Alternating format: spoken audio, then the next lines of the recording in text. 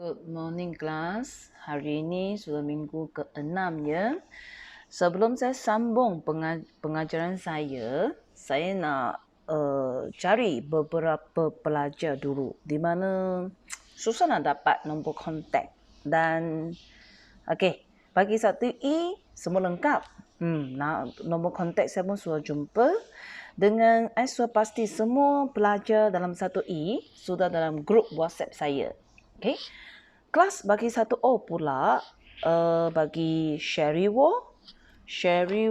Sun Ling, No Eliana binti Baharudin, Intan Syafika anak perempuan Mesa, Iza anak lelaki Mak Dali, No Elia Alisha binti Abdullah. Beberapa ni dia masih tak ada dalam grup WhatsApp. Saya sudah nombor pun tak ada. Alia dapat nombor tapi macam tak ada grup WhatsApp lah. Jadi boleh tak tolong inform kawan-kawan ni secepat mungkin lah masuk ke grup WhatsApp. Ataupun adakah mereka menghadapi masalah? Mungkin mereka tak ada handphone ke, tak ada kontak ke, ataupun apa masalah lah. Tolong inform kepada saya ataupun inform kepada guru kelas. Jangan macam hilang begitu saja. Kena buat bagi tahu jugalah. Bagi satu S pula, nama dia Eng Chang Wei, Roshini anak perempuan Isparent, No Afika Nazwa, Farish anak lelaki Sakma, Zahra Irfan, No Rokia anak perempuan Embak. Beberapa ni nombor pun tak ada pun. Excuse me. Tak ada dalam grup WhatsApp. Jadi kawan-kawan tolong inform nama yang tadi saya sebut tu supaya boleh bagi tahu sikit lah kenapa dia tak ada dalam grup WhatsApp ke, ada menghadapi masalah ke.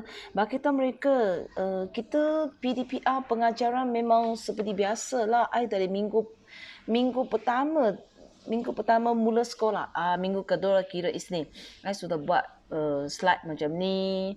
Saya sudah cuba nak bantu orang. Lepas tu saya letak dalam video dalam Google Classroom. Kelas semua saya sudah cuba. Jadi pergi explore sikit. Okay, kelas saya buat semua ni. Kalau you orang tak buat, tak respon, tak nak pun, saya memang tak boleh bantu lah weh. Okay, nanti buka sekolah nota banyak tak salin. Janganlah letih kalau nak salin balik weh. Okey, lebih baik ikut saya setiap minggu. Seminggu sekali je. Okey, hari ini saya mula ya. Kita mula 1.5 ketumpatan. Ketumpatan ialah jisim per unit isi padu bahan. Ini formula dia di mana I scan dari buku nota lah sebab saya tak erti nak buat formula macam ni. Okey, kelas. Kat sini ada satu garisan. Ketumpatan sama dengan jisim bahagi oleh isi padu. Jadi kalau sesuatu objek dia terletak dalam suatu cecair, kalau objek itu dia lebih tumpat, objek itu akan tenggelam dalam cecair tersebut lah. Akan tetapi kalau objek tersebut dia kurang tumpat, dia akan terapung dalam cecair tersebut. Jadi ingatlah, kalau dia lebih tumpat, tenggelam. Kurang tumpat, dia akan terapung. Jadi bagaimana kita nak cari ketumpatan dengan menggunakan rumus? Ini contoh dia kelas. Senang saja. Ada formula, kita ganti dalam formula saja. Contoh kat sini ya.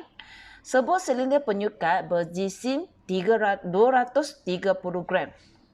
Dia sudah bagi jisim. Setelah 50 cm3 cecair X dituang ke dalamnya, jisim silinder penyukat dan cecair X menjadi 320 gram. Berapakah ketumpatan cecair X?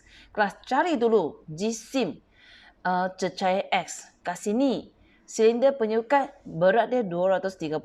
Lepas dia tambah sesuatu cecair, jisim dia naik sampai 320. So, kita tolak dulu. 320 tolak 230, kita dapat 90. Ini jisim cecair X. Jadi kita ganti ke dalam formula. Ketumpatan sama dengan jisim bahagi isi padu. Jisim kita jumpa 90. Isi padu dia sudah bagi kat sini, nampak? 50 cm kuasa 3. Ganti kat bawah sini. Nampak kan di kat bawah sini? Lepas tu guna kalkulator kamu, tekanlah 90 bahagi 50, kita dapat 1.8. 1.8 GCM negatif 3. Okey? Kelas, jangan takut sangat dengan unit tu. Pastikan you dapat nilai dulu. 90 bahagi 50 dapat 1.8. Sampai sini you boleh sudah dapat markah penuh. So, lepas kita dapat jumpa nilai 1.8, apa kegunaan dia? Tengok yang ni.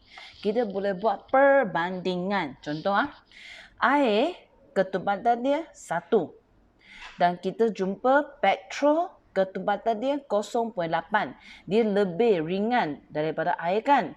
Jadi, lebih ringan maksud dia kurang tumpat. So, kurang tumpat dia akan terapung.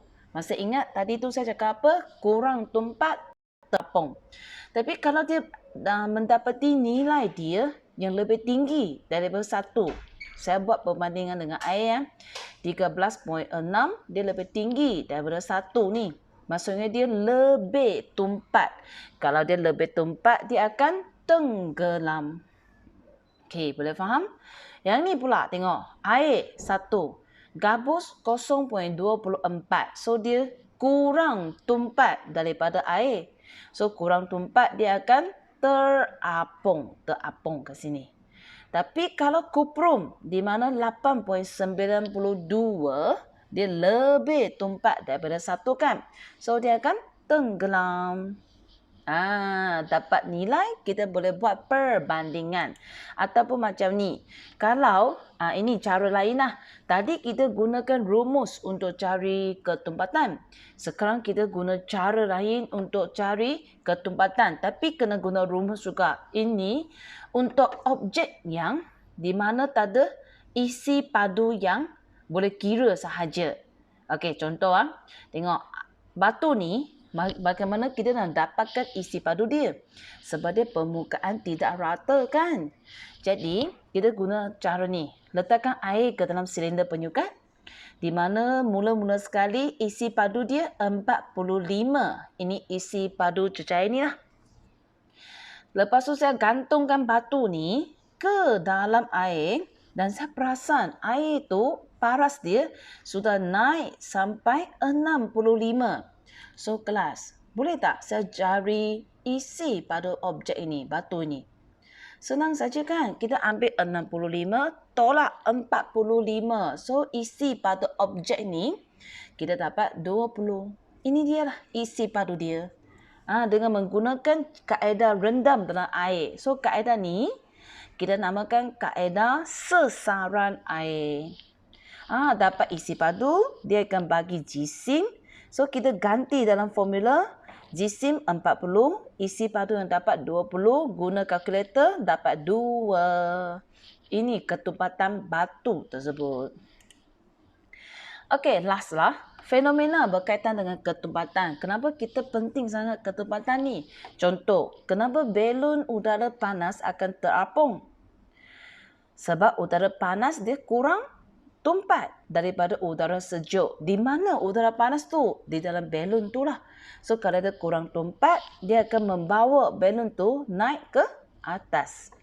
Iceberg, ikan paus, kapal selam akan tenggelam. Sebab kenapa? Sebab objek-objek itu ini terapung. Sebab dia kurang tumpat. Kelas, kapal selam dan ikan paus, dia boleh mengawal ketumpatan sendiri. Contoh ikan paus, bila dia rasa dia nak naik ke permukaan air, dia akan lepaskan udara di dalam badan dia. Bila udara kat dalam badan dia sudah tak ada, dia akan lebih berat. Lebih berat, dia akan tenggelam. Tapi kalau dia tak apung, dia akan menyedup lebih banyak udara. Dia macam dalam perut banyak udara, satu belon yang besar, jadi dia akan kurang tumpat, lebih ringan lah. Jadi dia akan terapung, naik ke permukaan air. Okey, kelas contoh ketiga. Bayu darat, bayu laut. Ini angin lah. Okey, macam angin monsun je.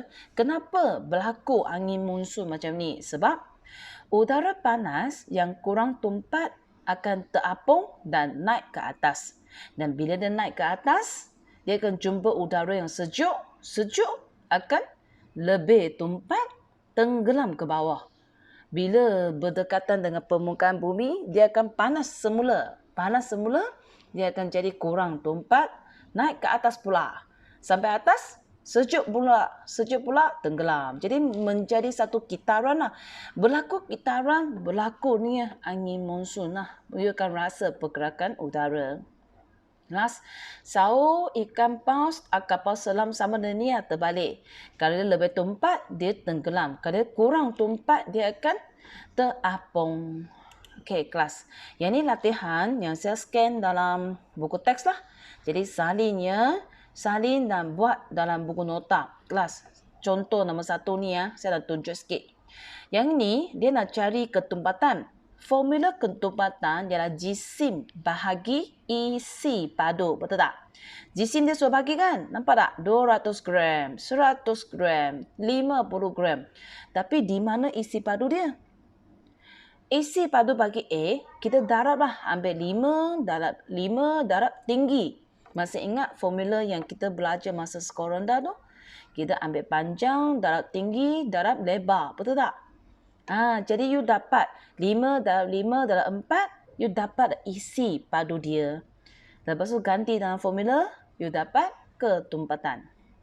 Okey, kelas. Boleh?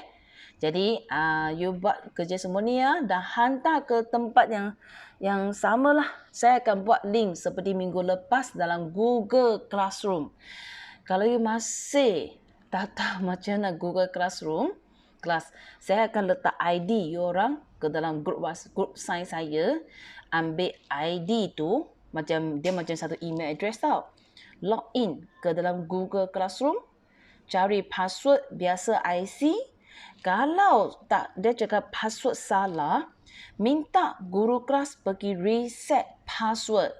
Lepas you log in, you akan jumpa kelas 1E, 1O, 1S. You tekan ke dalam folder itu, you akan jumpa lah di mana kerja saya sebelum ni. Semua I letak kat dalam. Jadi you boleh hantar kerja ke sana ya. Kalau masih tak erti, tanya kawan dulu. Sebenarnya sudah banyak kawan sudah hantar lah kerja saya. Tapi masih ada orang yang tak erti. Kalau masih tak dapat, you boleh WhatsApp saya lah. Carilah saya sedia membantu. Okay, boleh? So, kelas, hari ini sampai sini ya. I see you next week.